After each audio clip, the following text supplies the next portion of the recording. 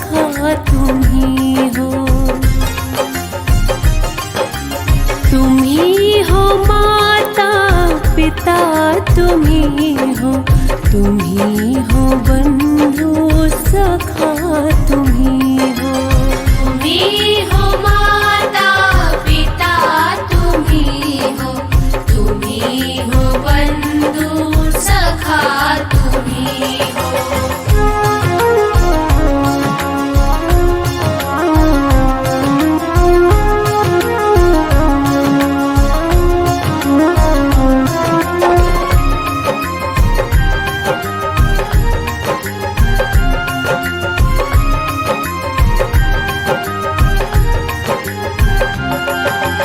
तुम ही हो साथी तुम ही सहारे, कोई न अपना सिवा तुम्हारे।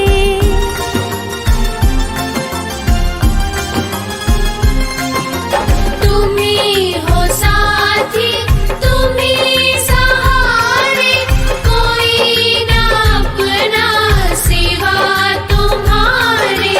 तुम ही हो नैया तुम ही खिवैया, तुम ही हो बंधु सखा तुम ही हो। तुम ही हो माता पिता तुम ही हो, तुम ही हो बंधु सखा तुम ही हो।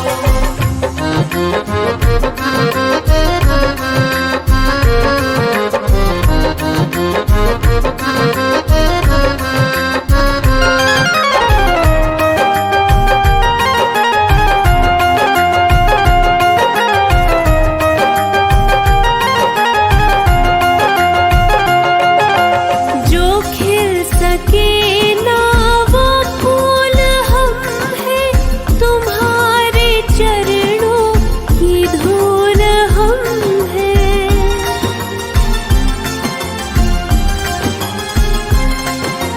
जो खिल सके ना वो फूल हम हैं, तुम्हारे चरणों की धूल हम हैं। दया की दृष्टि सदा ही रखना, तुम ही हो बंधु सखा तुम ही हो।